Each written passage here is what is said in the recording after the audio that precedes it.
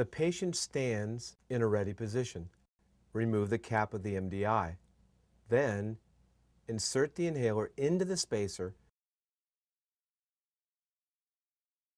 and shake both the inhaler and spacer.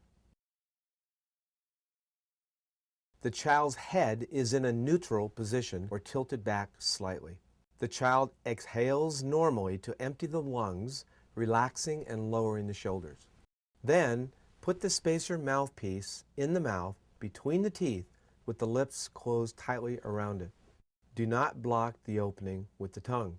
The MDI spacer combination must be held horizontally and not at an angle. Press down on the inhaler one time. There must be a minimal delay between actuation and inhalation, no more than 1 to 2 seconds. The child keeps breathing in slowly and deeply for 3 to 5 seconds with spacer in place. Breathe in through the mouth. The child counts slowly up to 10 while holding their breath.